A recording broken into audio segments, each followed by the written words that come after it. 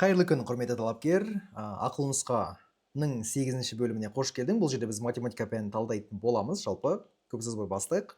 Экранға назар салып отырамыз.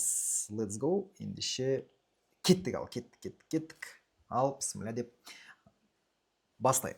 Бұл жерде бізде математиканың бірінші бөлімі болады. Математиканы екі бөлімге бөліп тастадым. Алғашқы 20 есебі бірінші бөлім, келесі 20 есебі екінші бөлімде талданатын болады. Алғашқы бөлімді бастайық, жігіттер, қыздар, кеттік. Жалпы мына жерде менің әлеуметтік желілерім ұсынылып отыр. Егер де сен ұбт-ға 11-ші сыныпқа енді көшіп жатқан жан болсаң, онда мына әлеуметтік желілер саған өте үлкен пайдасын тигізеді. Математикалық сауаттылық, математика және физика пәндері бойынша талдау жасап отырамын. Жалпы ұбт саласында 3-ші жыл қызмет атқарып келе жатырмын. Осындай кішігірім фидбек менен. Енді егерде арнаулы бір дайындық керек болса, жігіттер, қыздар, онда біз Instagram парақшасына жазайық. Барлық ұсыныстар сол жаққа өтсін. Кеттік, бірінші есеп. Тангенс 3х қосылған пи бөлінген 4 тең 1 дейді. Жалпы тангенс неше градуста бірге тең? Тангенс 45 градуста бірге тең. Ал 1 дегеніміз не? 45 градус дегеніміз не? Ол пи бөлі 4, иә? Жалпы формула бойынша тангенс x тең а болса, онда x тең арктангенс а қосылған пи к болады. Енді былай жасайық. Біз бұл жердегі шеңберімізді сызып алайық. Шеңбер арқылы жұмыс жасаған ыңғайлы болады. Енді тангенс дегеніміз қандай фигура деп сұрайтын болсаңдар, жігіттер, қыздар. Менің оқырмандарым, менің оқушыларым жақсы біледі. Тангенс ол, жігіттер, қыздар, котангенспен бірге ішіп алған адамдардың жанына кіріп отыр. Біріншіден, және екіншіден, тангенс ол бізде мынадай қарым болады. Көріп отырмыз ба? Плюс, мынау минус. Осындай қарым болады. Неге? Себебі тангенс ол синустың косинусқа қатынасы, сондықтан ол бізде мынандай, яғни y осіне параллель жанама түзуі болады. Осы жерде 1 деп отыр. 1 ол қандай сан? Ол оң сан. Оң сан ғой, демек плюс болады, иә? Тангенс 45 градуста бірге тең, міне мына жер 1, ал мына бір нүктеміз бізде пи бөлі 4 болып отыр. Қойып өтейік, міне, мынау пи бөлі 4. Енді тең 1 деп отыр, иә? Жақсы. Тең 1 екен. Олай болса, біз жазамыз x тең арктангенс, жалпы x-тің орнына не тұрады? X-тің орнына бізде мына аргумент тұрады. Көріп отырмыз ба? Мына аргумент мұнда келді, мұнда бізде сол аргументті мұнда қайта көшіру керекпіз. Арктангенс 1 қосылған пи к деп өтеміз. Жалпы арктангенс 1 айтып өткенімде ол пи бөлі 4 болады. Себебі тангенс пи бөлі 4-те бірге тең. Жақсы, мына екеуі бірдей, ендеше олар жойылады. Енді осы теңдеуді 3-тен 1-ге көбейтсек, онда x тең пи к бөлі 3 болады. Пи к бөлі 3, немесе pn арқылы жазған, разница жоқ. pn, пи к барлығы 1 болады. Жауабы Д варианты. Келесі екінші есеп, функцияның туындысын табу керек. Жалпы туындысын табайық. Арктангенстің туындысы, ол бізде 1 бөлінген 1 плюс x квадрат. 4x-тің туындысы ол жай ғана 4. Жауап сонда мына С варианты болады. Келесі есеп. Геометриялық прогрессия үшін бірінші мүше 4-ке тең, ал соңғы n-ші мүше 2916. Және прогрессия еселігі 3-ке тең болса, онда жалпы n мүшесінің қосындысын тап деп отыр.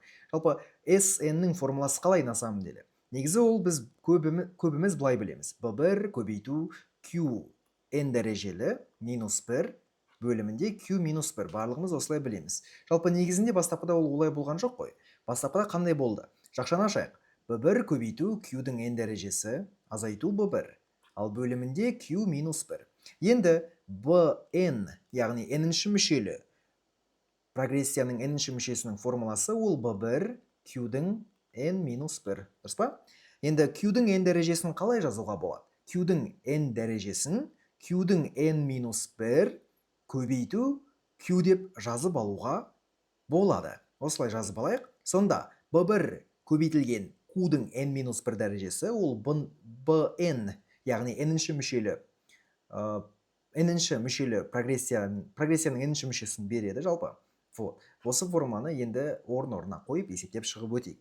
B1 дегеніміз ол бізде 4, Bn ол 2916. Осыны 3-ке көбейтіп, осыдан 4 азайтамыз, бөлімінде 3 азайтылған 1 болады. 2916. Осы санды 3-ке көбейтсек, қандай сан шығады?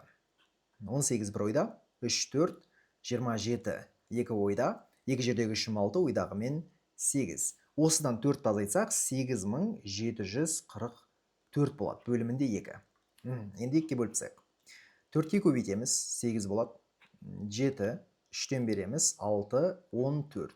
7-тен береміз, және 8, 4-тен береміз. 4374 деген жауапты мен көріп отқан жоқпын, себебі бізде мына жерде 4 қой. Демек, мынау 2 болады, иә? 2 болады. Болды. Так, 4372 болды ма? Кішкене шатасып қалғаным бар енді. Так, 8300, 600, 744. Я осы болады ғой, 4372. Жауабы Д варианты деп белгілейміз. Келесі есеп. Шеңберге қабырғаларының ұзындықтары 6, 8 және 10 болатын үшбұрыш іштей сызылған. Шеңбердің радиусы. Жалпы қараңдар. Мынау А, мынау Б, мынау С деп алсақ. Барлығымыз Пифагор теоремасын білеміз. С квадрат тең А квадрат плюс Б квадрат. Солай емес па? 10-ның квадраты тең 6-ның квадраты плюс 8-дің квадраты. Бұл теңдік дұрыс па, әлде бұрыс па? Осыны айтайықшы. Пифагор теоремасы тек тікбұрышты үшбұрышта жүретінін білеміз. Егер мынау теңдік дұрыс болса, онда біздің үшбұрышымыз тік бұрышты үшбұрыш дегенді білдіреді. Тік бұрышты. Ал егер бұл теңдік дұрыс болмаса, онда бұл тік бұрышты үшбұрыш болмайды. 6-ның квадраты ол бізде 36, 8-дің квадраты 64, 10-ның квадраты 100. 36-ға 64 қоссақ, ол 100 болады, иә? Демек, теңдік дұрыс болып тұр. Ендеше біздің үшбұрышымыз тік бұрышты үшбұрыш екен.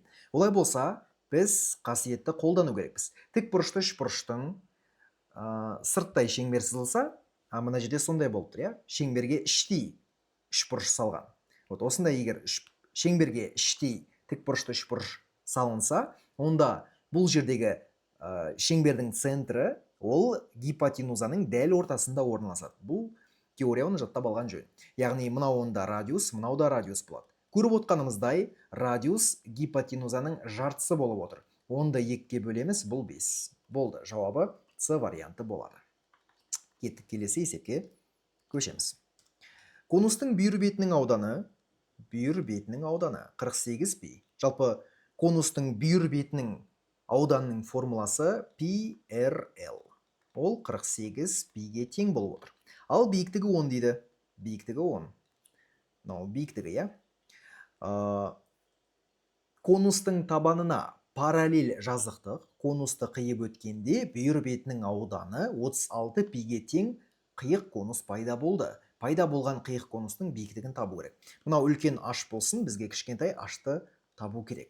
Жалпы мынандай бастапқыда конус болған еді. Мынандай. Одан кейін бір конус. Одан кейін бұлай бір жазықты қиып өтті. Нәтижесінде міне қиық конус, яғни жанартау пайда болды. Сол жанартаудың бүйір бетінің ауданы 36 пиге тең екен. Онда мынау бізде S бүйір беті, мынау бізде S бүйір беті штрих болсын. Ол бізде 36 пи. Қиық конустың бүйір бетінің ауданының формуласы пи R қосу кішкентай r көбейту L болады. Бірақ бұл жердегі мынау жасаушысы, ол бізде кішкентай болсын, мына жерде біз үлкен L-ді жазып өтейік. Мынау бізде кішкентай радиус болады. Мына жерде бізде үлкен радиус болады. Так, мынау ұзындық, бұл жалпы үлкен L. Мына ұзындық кішкентай L. Мына жерде үлкен биіктік. Енді мына бөлік ол кішкентай биіктік болады. Сол кішкентай биіктіктің ұзындығын табу керек. Жақсы. RL 48-ге тең. RL 48-ге тең. Әрі қарай биіктігін білеміз. Биіктігі 10 болып отыр. Биіктігі 10 болып тұр. Так, мына жерде пи мен пиді қысқартсақ, 36 тең 30 R, үлкен R қосу кіші R көбейту L болады.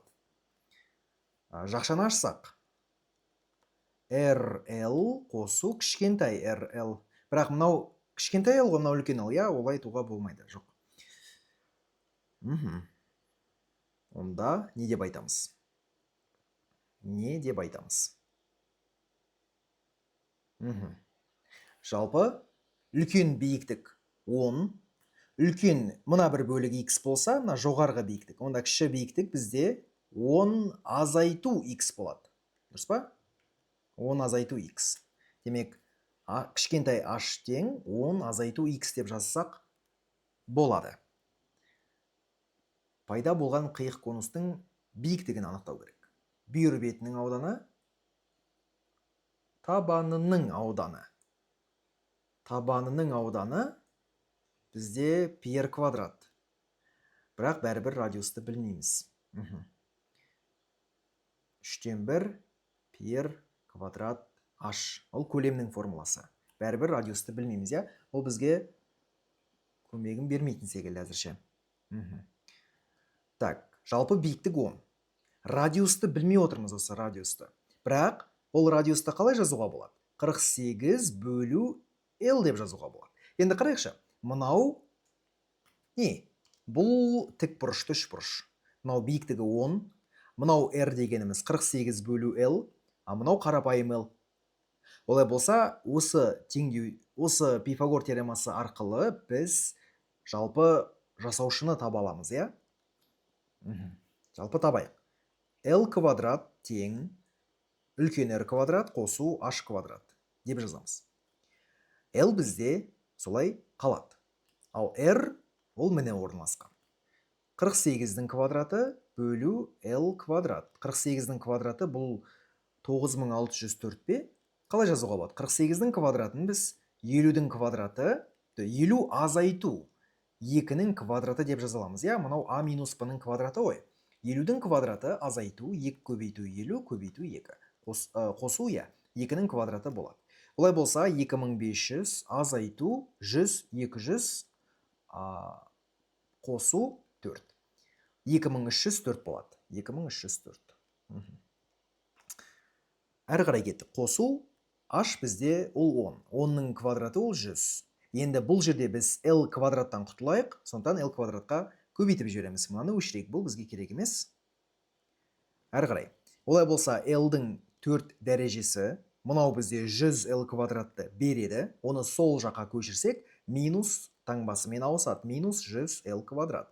Ал мына жерде L квадрат олар қысқарады. 2304 қалады. Оны сол жаққа көшірсек, минус таңбасымен ауысады. Минус 2304 тең 0. Енді осы жерде біз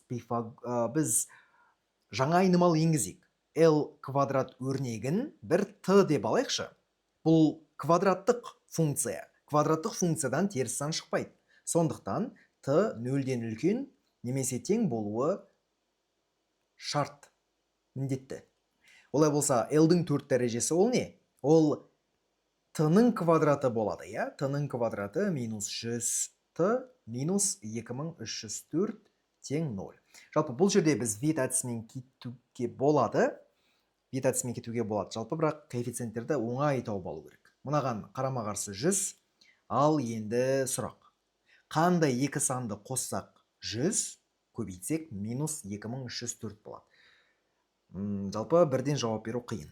2304 бұл 48 санының квадраты, я? 48 мен 48-ді көбейтсек 2304 шығады. Енді бұлай жасап көрейік. Бір санды көбейтейік, мысалға 3-ке көбейтіп көрейік. 120, 24, 144 болады. Мынаны 3-ке бөлейік. 16 болады. Азайтсақ 100 шықпайды, я, бәрібір. Жақсы, 3-ке көбейттік. Енді мынаны 4-ке бөлсек. 4-ке бөлсек. Немесе 2-ке бөлсек. 2-ке бөлсек 72. Ал мынаны керісінше, енді 2-ке көбейтеміз. 32. Аха. Так. Мынаны тағы 2-ке көбейтуге болады 64. 2-ке бөлуге болады 36. Я? 36 мен 64-тің қосынысы 100 болады, бұл дұрыс. Көбейтіндісі өзгермейді. Бәрібір біз мына жерде барлығын дұрыс жасап отырмыз. Мынаны 3-ке бөлдік. Мынаны 3-ке көбейттік, иә, мынаны 3-ке бөлдік. Мынаны 2-ке бөлдік, 2-ке көбейттік. 2-ке бөлдік, 2-ке көбейттік. Тым өзгерген жоқ. 36 мен 64-тің көбейтіндісі сол 2304 болады. Бірақ бір жаман мына жерде минус деп отыр. Осы барлығын құртып отыр.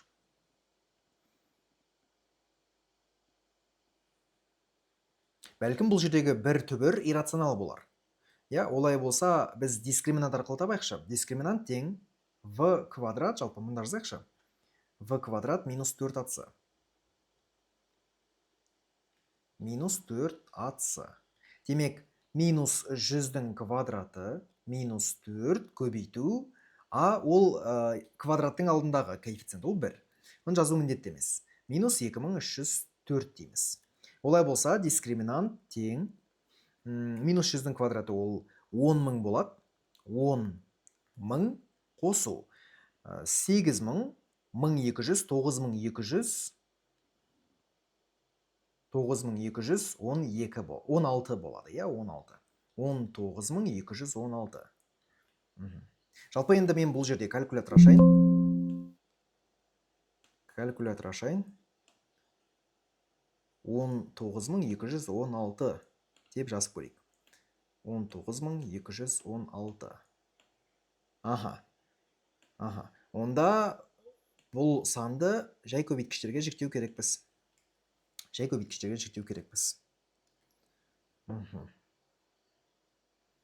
Жалпы бұл бізге көмектеспейді. Тым ұзақ әдіс болып тұр.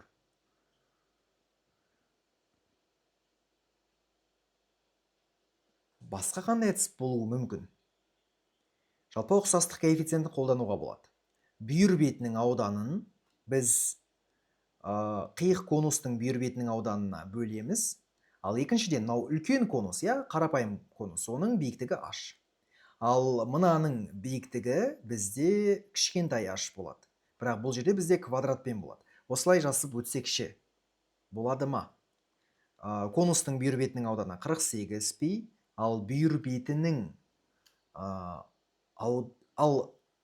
қиық конустың бүйір бетінің ауданы 36 пи. H бізде 10-ға тең, 10-ның квадраты.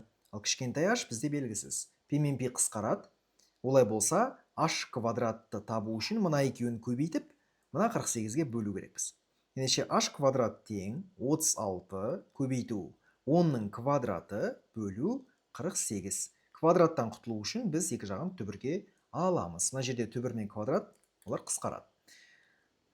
36 мен 48-ді қысқартайық. Жалпы 36 ол 6 болып шығады, иә? 10-ның квадраты 10 болып шығады. Ал 48 бен қиындықтар бар. 48 ол 16 мен 3-тің көбейтіндісі. Сондықтан 16 4 болып шығады, ал түбір асты 3 солай қалады. Бірақ ондай жауапты біз өкінішке орай көріп отқан жоқпыз. Я, ондай жауап жоқ бізде. Бүйір бетінің ауданы 36 пиге тең, конустың бүйір бетінің ауданы 48 пи, ал биіктігі 10. Конустың табанына параллель жазықтық. Конусты қиып өткенде бүйір бетінің ауданы 36 пиге тең қиық конус пайда болды. Жақсы, онда біз керісінше жүрейік. S бүйір беті штрих, ол бізде не болсын? Ол мынау емес, ол үстіндегі қиық конус емес, толықтай кәдімгі конустың бүйір бетінің ауданы бүйір бетінің ауданы болсын, я? 36 пиден біз не істейміз? Яғни біз 48 пиден 36 пиді азайтайық, бұл 12 пи болады. Демек, үстіңгі конус, кішкентай конустың бұл жердегі ауданы, бүйір бетінің ауданы, ол 12 пи болып отыр. Олай болса, мынау жерге біз 12 деп жазып өтеміз. 12 пи. Онда мынау h емес, мынау x болады. Мынау да x болады. Онда мынау 36 емес, мынау 12 болады. Онда оларды қысқартқан кезде мынау 4 болады, я? Онда алымы 10 бөлімі 2, яғни 5. Яғни x тең 5. Ал h дегеніміз не? 10 азайту x. Демек 5 болады. Болды, жауап В варианты. Мына әдістер жалпы артық болып тұр. Керек жоқ. Мынау да керек жоқ. Мынам бәрі керек жоқ қой, қысқаша айтқанда, я? Мынау да жоқ, мынау да жоқ. Болды, кеттік келесі есеп. Иррационал өрнекті ықшамдау керек. Жалпы мына бөлшектің бөліміндегі иррационалдықтан құтылайық. Ол үшін алымында бөлімінде сол бөлшектің бөліміндегі өрнектің түйіндесіне көбейтеміз. Онда бөлшектің бөлімі 3 минус түбір асты 2 көбейту 3 плюс түбір асты 2 болады. Әрі қарай минус түбір асты 2 осы қалпында қалсын. Онда бөлшектің бөлімінде біз а минус б, а плюс б. Бұл а квадрат минус б квадрат деген өрнекті береді. 3-тің квадраты 9, түбір асты 2-нің квадраты ол 2. Жақсы. 9-дан 2 азайтсақ 7 болады, онда 7 мен 7 қысқарады. Онда бөлшек болмайды бұл жерде бөлшек. Біз мынандай өрнекті аламыз. 3 қосу түбір асты 2 минус түбір асты 2. Бұл 3-ті береді. Болды, жауап осы болады. Жауабы В деген вариант екен. Келесі есеп. Y тең 1 бөлу x квадрат, y тең 0, x тең 2, x тең 3 сызықтарымен шектелген фигураның ауданын табу керек. Жалпы, координаталық түзу сызайық. Координаталық жазықтық сызайық. Мынау x, мынау y болсын. 1 бөлу x квадрат. 1 бөлу x ол бір мынандай функция, мынандай функция. Бірақ 1 бөлу x квадрат бізде сәл өзгеше күйде болады. Жалпы бұл жерде x тең 2, x тең 3 аралығы болғандықтан, маған басқа аралық қызық емес. Маған тек x тең 2, жалпы бұны басқа түспен сызайықшы. X тең 2, ол міне. Және x тең 3, осы аралықтағы функцияның графигі қызық. Y тең 0. Міне мынау көк, ал функцияларымыз бізде қызыл түспен болсын. Y тең 0 ол қарапайым функция, міне қарапайым түзу. Көріп отырмыз ғой. Қарапайым x түзу ғой, болды. Y тең 0. Ал енді 1 бөлу x квадрат. Егер біз x-тің орнына 2-ні қойсақ, 2-нің квадраты 4, яғни 4-тен 1 деген өрнекті аламыз. 4-тен 1. Жалпы мұнда енді оны сызу әбден қиын болады. X-тің орнына 3-ті қойсақ, 9-дан 1 болады, я? Мұнда біз басқаша алайықшы. Басқаша. 1, 2, 3, 4. Мынау 1 болсын. 1, 2, 3, 4. Мынау 2 болсын. Так. Жалпы маған сол жақ бөлік мүлдем керек емес қой. Осылай алайықшы. Міне бізде 1, 2, мынау 1. Так, мынау 2. Мына бөлік бізде 3 болсын. Мынау x тең 2, мынау x тең 3. Әрі қарай, x 2-ге тең болғанда бұл 4-тен 1 болады. Міне мына жер бізде 1, 2, 3, 4. Мынау 1. Ендеше 4-тен 1 бізде мына бір нүкте. 4-тен 1. Функциямыз осындай болады, шамамен. Сонда біз y тең 1 бөлу x квадратты көріп отырмыз, ал y тең 0 ол міне. Мынау бізде y тең 0. Не істейміз? Сонда біз мына бөліктің ауданын табу керекпіз ғой, мына бөліктің. Қалай табамыз? Ауданды табу үшін біз интегралын шектерін қоямыз 2-ден 3-ке дейін, және одан кейін жоғарғы функциядан төменгі функцияны азайту керек. Төменгі функция 0, жалпы 0-ден азайтқаннан пайда жоқ. Сондықтан оны жазу міндетті емес. Мынау не? Бұл x-тің минус 2 дәрежесі.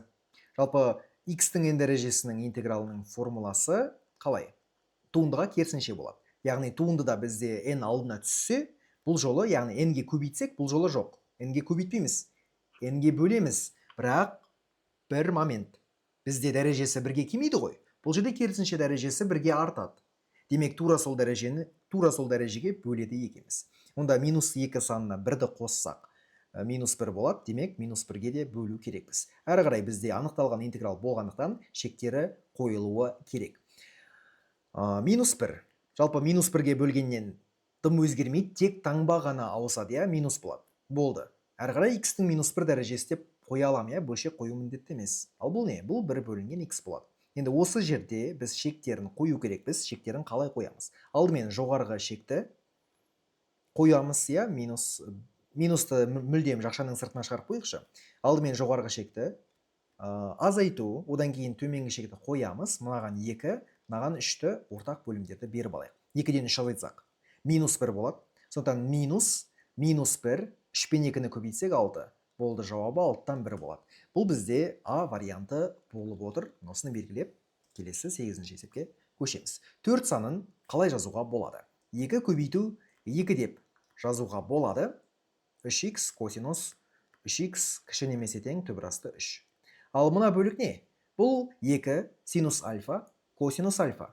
Яғни синус 2 альфа формуласы болып отыр. Онда бұл жерде біз жалпы мынау 2 көбейту ғой, оң жаққа бұны бөлумен апарайық. Мынау бізде синус 2 альфа, яғни қос бұрыш формуласы. Мынау альфа болса, онда 2 альфамыз 6х болады. Кіші немесе тең түбір асты 3 бөлінген 2. Енді синус бұл қандай адам? Синус бұл жалпы тік тұрған адам деп айтуға болады. Міне тік тұрған адамды салып алайық. Плюс плюс минус. Синус бұл y өсі. Онда y өстарын біз қиятын боламыз. Алдымен синус қандай радианда түбір асты 3 бөлінген 2 тең. Бұл бізде пи бөлінген 3. Міне пи бөлі 3. Және y өсі болғандықтан біз y өсін бұлай қиып өтеміз. Мына жерде екінші түбір болады. Енді кіші немесе тең десе, онда шашын бояймыз ба, әлде сақалын бояймыз ба? Оны сақалын бояймыз. Яғни төменгі жағы боялады.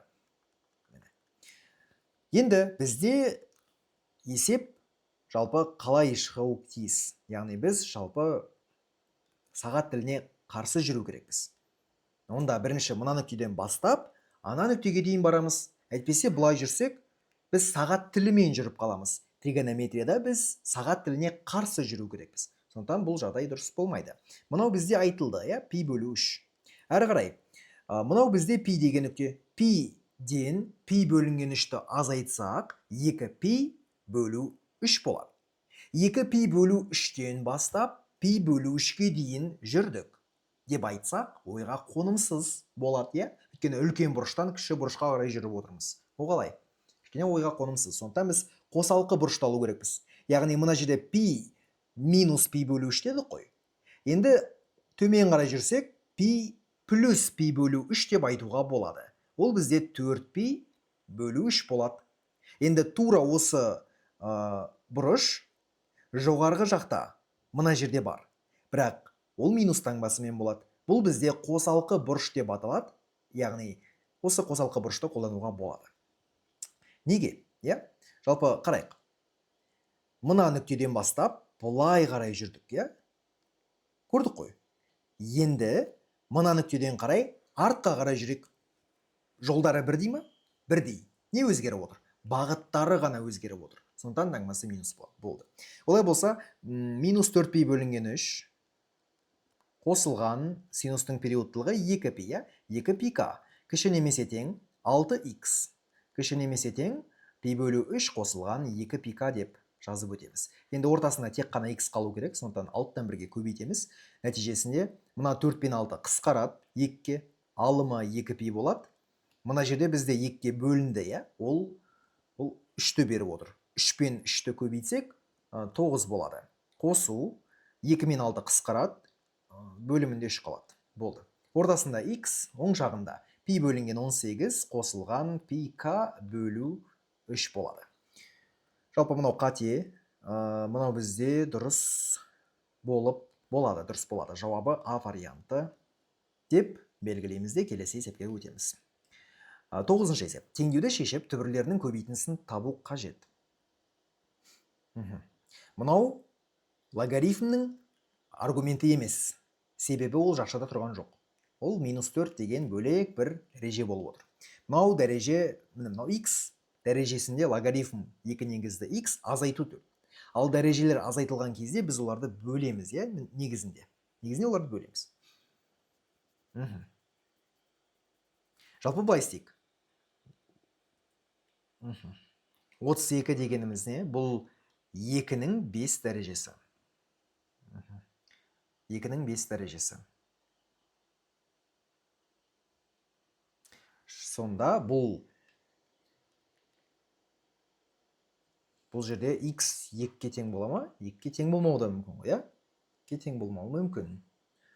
Қалай жасауға болады деген сұрақ туындайды. Яғни мынау өртінек 2-нің 5 дәрежесіне тең болып отыр. 32-ке тең. Яғни мына негіздері тең деп алсақ,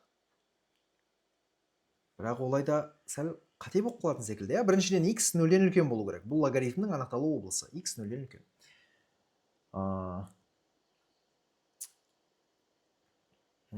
Екіншіден x логарифм 2 негізді x бөлу x-тің 4 дәрежесі деп жазуға болады. Мына жерде логарифм 2 негізді x өрнегін 1 бөлінген логарифм x негізді 2 деп жазуға болады. Бірақ жалпы ол бізге көмектеспейді. Мен түсінемін. Мына жерден 2 шығады ғой деп асығып шешім қабылдауға болады, бірақ ол қате болады, өйткені бұл бөлшекпен тұр. Мұнда менде мынадай бір вариант бар. Біз қарақшылар әдісін қолданайық, себебі мына жерде басқаша қатты бір жеңіл әдісті көріп отқан жоқпын. Мұнда біз былай істейік. Логарифм 2 негізді x азайту 4, бұл мынау 5-ке тең болсын. Неге? Яғни дәрежелерін қай кезде теңестіруге болады?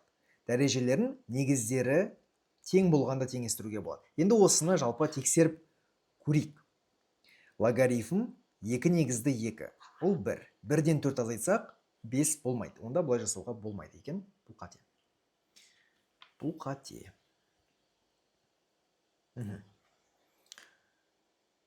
Мынау логарифм 2 негізді x ол қандай да бір сан болады. Қандай да бір сан t болсын. Онда x дегеніміз не? Ол 2-нің t дәрежесі. Осыған келдік. Онда x дегеніміз 2-нің t дәрежесі, ал логарифм 2 негізді x ол бізде t болып тұр. Еще бізде минус 4 бар. Мәссаған көріп отырмыз, қандай өрнекке келдік біз.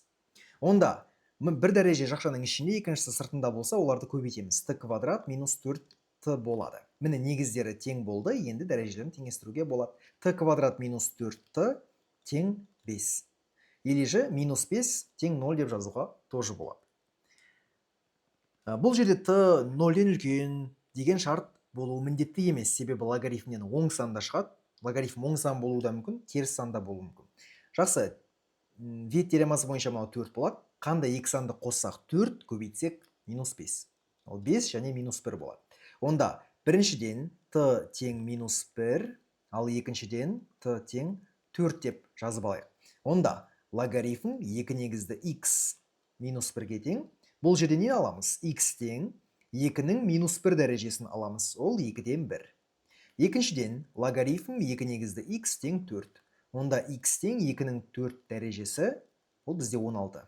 Енді бұл екеуін көбейтеміз. Мынау x1, мынау x2 болсын. Олардың көбейтіндісі бізде 8 болады. Ол v деген вариант болады. 10-шы есеп. Мына функцияның туындысын табу қажет. Жақсы. y' тең. Жалпы экспонентаның туындысы, мынау экспоненті деп аталады, солай қалады. Бірақ бұл күрделі функция болғандықтан біз оның көрсеткішінен де туынды аламыз. 2x-тің туындысы ол жай ғана 2. Әрі қарай натурал логарифм x. Натурал логарифм x-тің туындысы ол 1 бөлінген x. Яғни аргумент бөліміне көшеді. Олай болса 1 бөлу аргументі бізде 5x қосу 2. Бұл күрделі функция болғандықтан ішіне көшеміз аргументіне. Аргументінен де туынды аламыз. 5x плюс 2 өрнегінен туындалса, жай ғана 5 болады. 5-ке көбейтеміз. Яғни 5 қайда барады? 1 мен 5-ті көбейтеміз ғой. Алымы 5 болады. Болды. Бұл қай вариант? Минус қате. 1 алымында қате, минус қате болды жауабы D варианты болады. Келесі есепке көшейік. x0, y0 сандар жұбы мына көрсеткіштік теңдеулер жүйесінің шешімдері болса, онда x0 плюс y0 мәнін табу қажет. Жалпы 2-нің x дәрежесін біз a деп алайық. Бұл көрсеткіштік функция, сондықтан ол 0-ден үлкен болу керек. Екіншіден 3-тің y дәрежесін біз v деп алайық. Бұл да 0-ден үлкен болу керек. Онда a қосу 2v тең 58. Бұл бірінші теңдеу. Екінші теңдеу v минус a тең 23. Енді бірінші теңдеу мен екінші теңдеулерді қосайық. a минус a жойылады. 2v қосу v бұл 3v.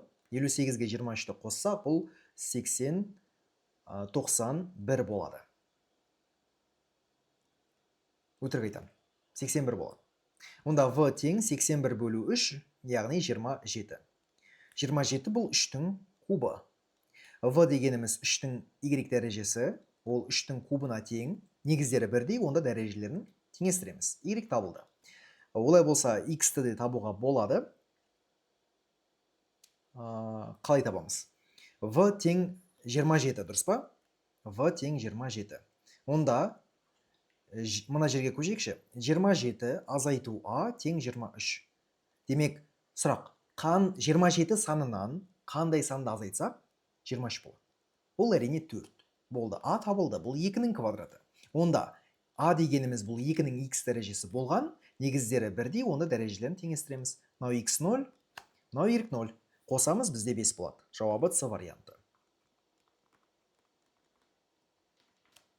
2 плюс 3 тең 5. Жауабы С варианты. Сөкет, келесі есеп.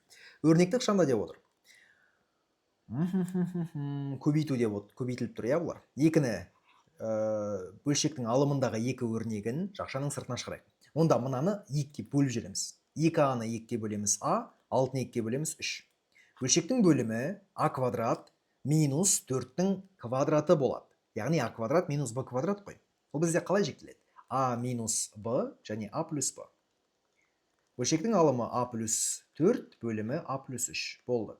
a плюс 3 қысқарады, a плюс 4 қысқарады. Сонда 2 бөлу a минус 4 бұл v варианты болып отыр.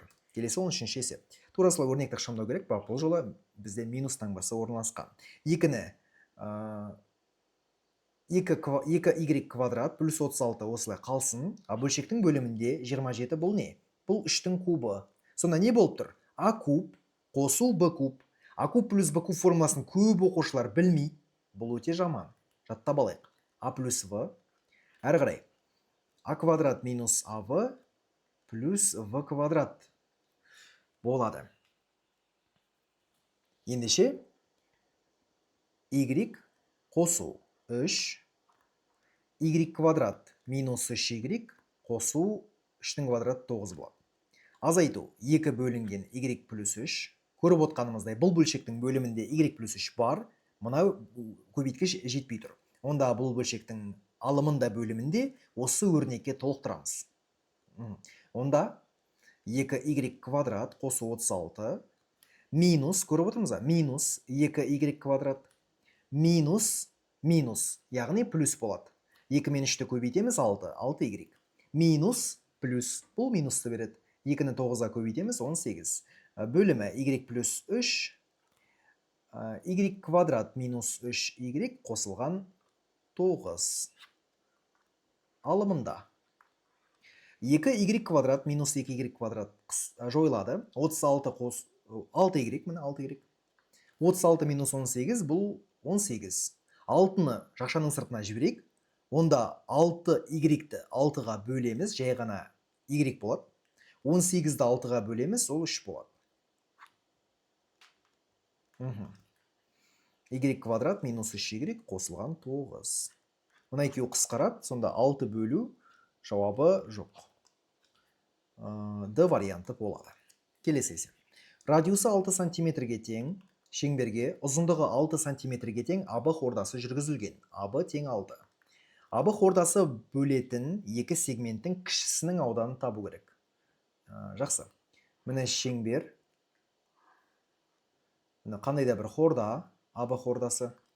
Және АБ хордасының ұзындығы жалпы радиуспен бірдей болып отыр. Көріп отырмыз ба? Сегмент дегеніміз не? Жалпы мынау бізде сектор. Мынаны алып тастайық, міне сектор пайда болды. Мынау сектор. Мынау бізде үлкен сектор. Мынау үлкен сектор. Анау үстіндегі сол кішкентай сектор. Енді мынау шеткі нүктелерін қосып, мына үшбұрышты аз алып тастайықшы, үшбұрыш жоқ болсын. Үшбұрыш жоқ деп елестетсек, онда жоғарғы бөлігі бізде сол сегмент, кішкентай сегмент.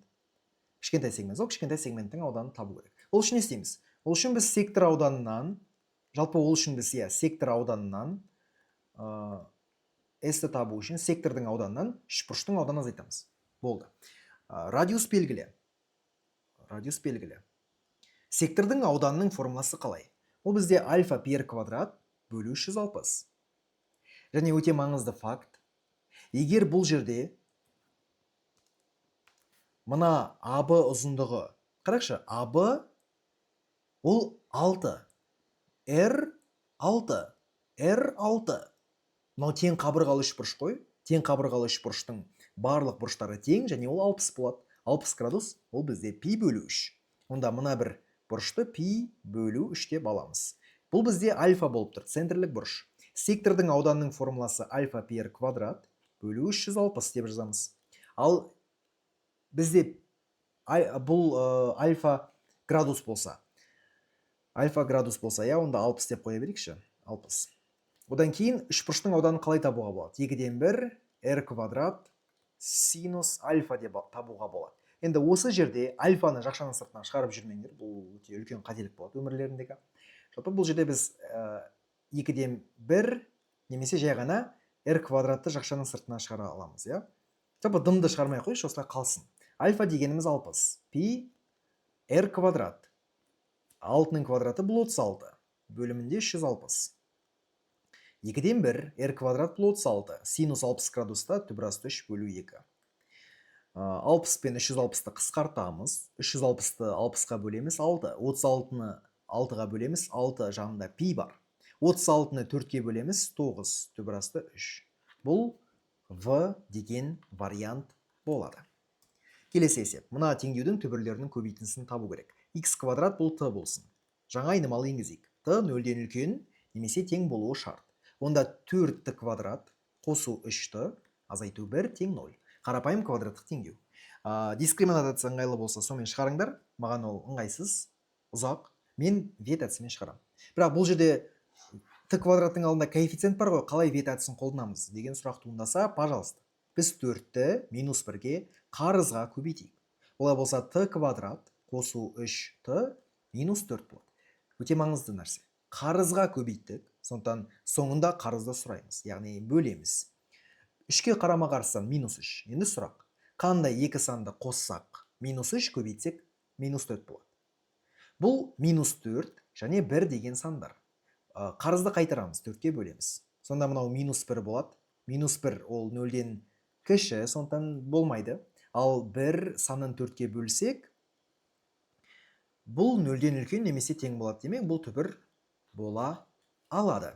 X квадрат тең 4-тен 1. Бұл не? Бұл 2-ден 1-дің квадраты. Көріп отырыңыз ба? Сонда бізде x квадрат минус 2-ден 1-дің квадраты тең 0 деп алайық. Қысқаша көбейту формуласы бойынша бұл x минус 2-ден 1. Әрі қарай x плюс 2-ден 1 болады. Бұл көбейтінді 0-ге тең болу үшін әрқайсысын 0-ге теңестіреміз. Мынаны 0-ге теңестірем 2-ден 1, мынаны 0-ге теңестірем минус 2-ден 1.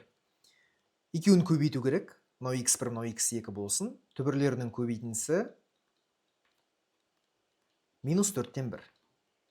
Ол бізде минус 0,25. Жауабы В варианты болады. Келесі 16-шы есеп. Синус арксинус x ол x-қа тең. Онда 3 бөлу 5. Косинус арккосинус x ол x-қа тең. Болды. Тіпті бұл жерде бөлімдері де бірдей ғой. Онда алымдарын азайтамыз. 3-тен 2 азайтамыз 1. Болды. Жауабы осы сан болады. В варианты деп белгілейміз. Вектордың ұзындығын табу үшін олардың координаттарын квадратта қосамыз. Болды. 1-дің квадраты қосу 2-нің квадраты қосу 3-тің квадраты. 1 қосу 4, 5. 5-ке 9 қосамыз 14. Жауабы В варианты. Мына функцияның өсу және кем оралықтарын табу қажет. Жалпы өсу кем оралықтарын табу үшін ең бірінші шарт ол анықталу облысы. Бұл жерде x минус 3-ке тең болмау керек. Бұл бірінші нәрсе. Екінші, функцияның туындысын тауып, оны 0-ге теңестіреміз. Осы шартты қарастырайық. f'(x) тең 4x-тің туындысы 4, ал мынау бөлшек функция, яғни u бөлу v болып отыр. Оның туындысы u'(v) минус uv' бөлу v квадрат формуласымен есептелінеді. Яғни мынау u болсын, я? u тең x плюс 2 дейік. Онда u' x плюс 2-нің туындысы. Ол не? X-тің туындысы 1, 2 ол сан, санның туындысы 0. Әрі қарай кеттік. енді v-ға көшейікші. Бұл бізде x плюс 3. v-ның туындысы то же самое. Бізде жай ғана 1 болады. Онда u' ол 1. 1-ді v-ға көбейтеміз. 1-ді кез келген санға көбейтсек, сол санның өзі шығады. Ол v деген сан. Ал v ол бізде x плюс 3. Азайту, u көбейту v'. v' ол 1, оны жазып керек жоқ.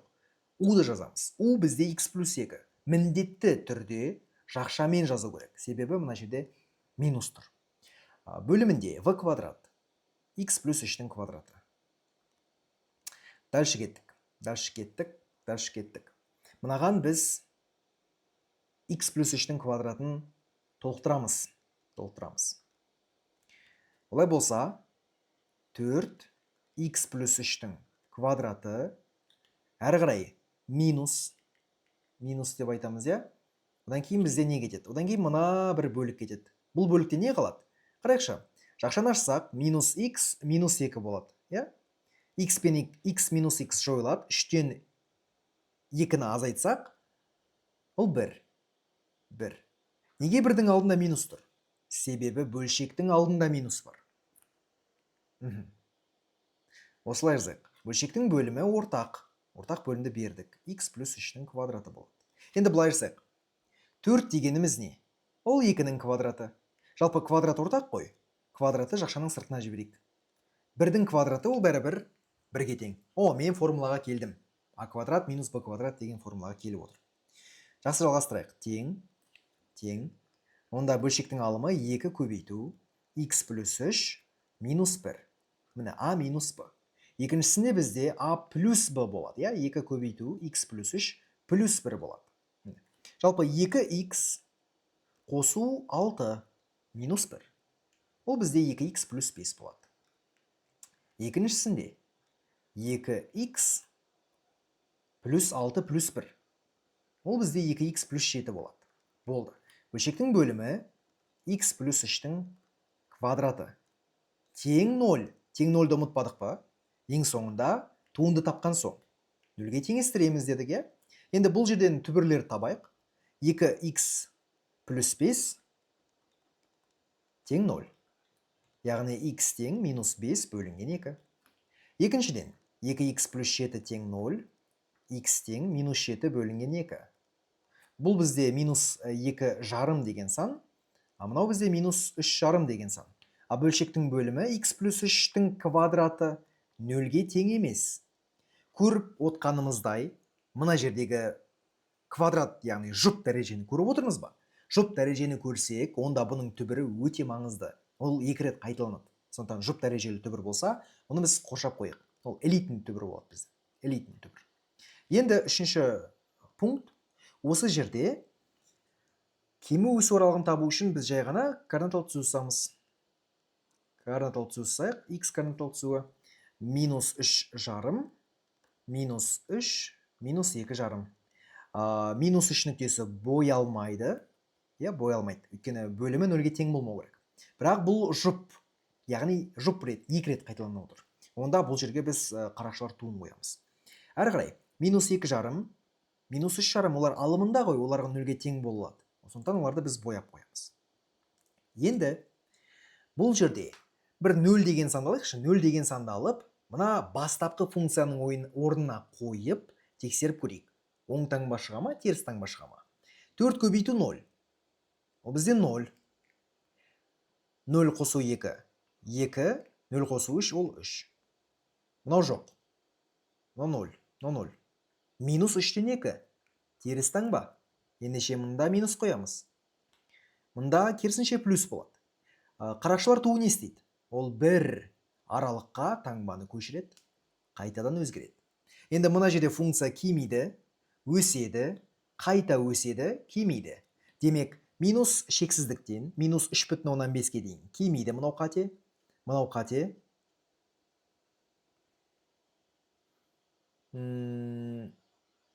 Так. Таңбаны дұрыс анықтадық па біз? Минус шексіздіктен минус 3 жарымға дейін ол бізде өсу керек па сонда? Өсу керек пе? 0-ді алдық. 0, Жақсы, 1-ді алып көрейік. 0-ді алған ыңғайсыз болар, 1-ді алсақ не болады? 4, 4. Азайту 1 плюс 2. Ол 3. 1 плюс 3, ол 4. 4 4-ке көбейтеміз 16. 16-тан 3-ті азайтсақ 13. Мынау оң сан, иә? 0-ді алған кезде неге теріс болып қалды? Түсініксіз. 0-ді алғанда шынымен теріс болып қалды. Жалпы 0-ді алмау керек болар, иә? Бәлкім 0 ол ыңғайсыз болар. 1-ді алдық, оң сан шықты міне. Онда мына жер бізде плюс болады.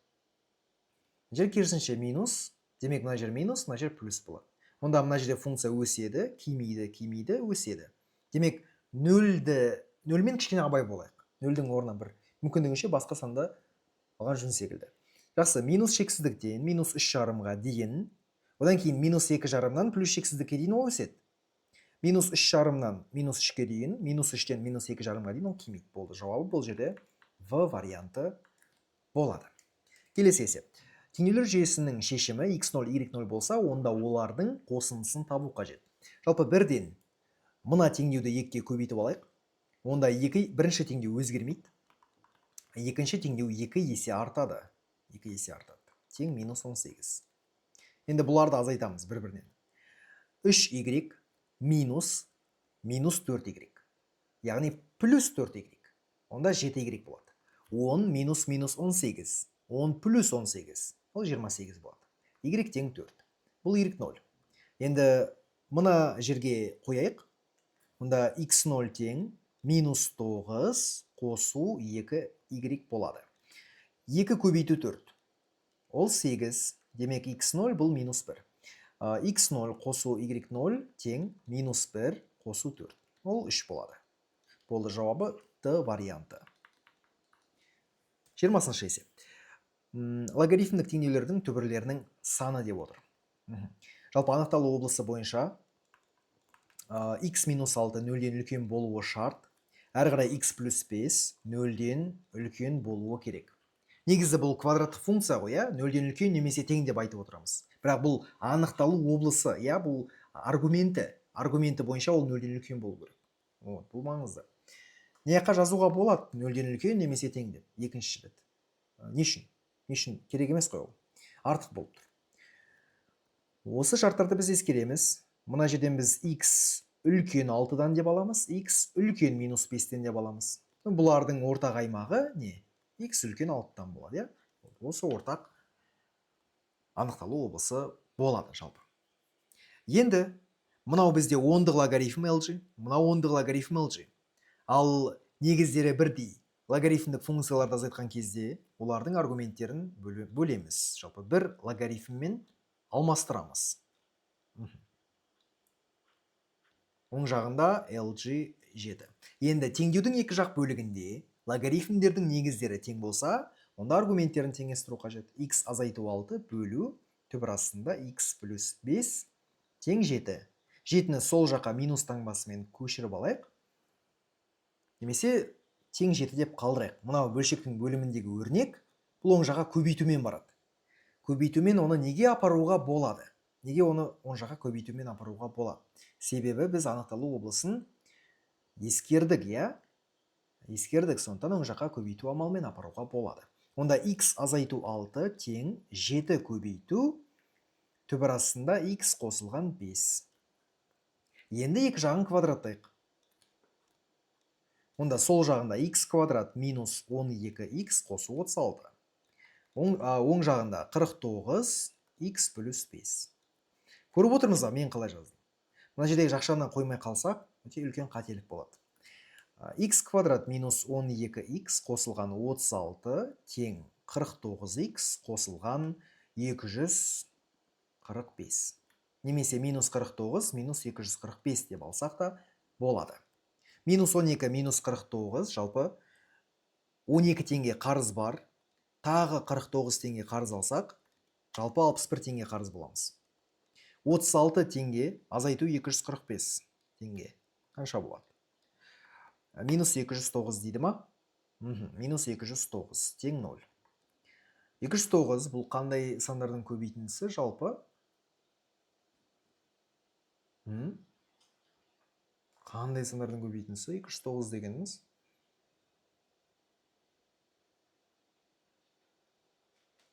209 дейді. Бұл 2-ге бөлінбейді, 3-ге бөлінбейді, 4-ге бөлінбейді, 5-ге 6-ға бөлінбейді, 7-ге ше. 7-ге 14, 69 бөлінбейді, 8-ге бөлінбейді, 9-ға бөлінбейді, 10-ға, 11-ге бөлінбейді, 12-ге бөлінбейтін секілді, 13-ге ше. 13-ге бөліне ма? Бөлінбейді. 14-ге бөлінбейді, 15, 16, 17-ге ше. Жақсы, былай жасайық онда. Бәлкім иррационал түбірлер болар. x1, x2 тең минус b плюс минус түбір астында дискриминант. Дискриминант формуласы b квадрат минус 4ac. Бөлінген 2a. Минус 61. Жазайық минус 61. Плюс минус минус 61-дің квадраты минус 4 көбейту а ол 1-ге тең, мына жерде коэффициент жазу міндетті емес. С минус 209 квадрат түбір астына кетеді. Бөлімінде 2 көбейту а ол 1-ге тең. Так, 61-дің квадраты қанша? 3721. 4-ті 209-ға көбейтсек 836. Қосайықшы. 4557. Бұл түбірден шықпайды, Бұл түбірден шықпайтын секілді. Бөлімде 2. Жалпы бұл қандай сан? 67,15 шуық шамамен. Енді қараңдар. 61 санынан 67,15 азайтайық. Жалпы былай істейікші. x1 61 минус 67 примерно дейікші, шамамен. 67,15 бөлу 2. Бұл не? Бұл 0-ден кіші, дұрыс па, теріс сан. Ал біздің түбіріміз 6-тан үлкен болу керек. Сондықтан x2 тең, шамамен. Немесе жалпы жазайық, x2 тең 61 плюс түбір астында 4557. Енді мынау 61-ге 65-ті қоссақ, ол 121 бәле болады. 12-ге бөлсек 61 бәле болады. Сондықтан бұл 6-дан үлкен ғой. Үлкен. Онда есептің жауабы болады. Демек, бұл жерде жалғыз бір ғана түбір бар. Бұл жауап В варианты болады. В деген вариант болады. Сонымен жігіттер, қыздар, біз алғашқы бірінші бөлімді аяқтадық. Мынау әлеуметтік желілеріме менің тіркеліп өтейік. Бұл жерде өте көп пайдалы ақпараттармен бөлісетін боламын. Сондықтан сен осы әлеуметтік желілерге тіркеліп өт. Жігіттер, қыздар, осымен алғашқы бірінші бөлім аяқталды. Келесі екінші бөлімде жүздескенше сау бол.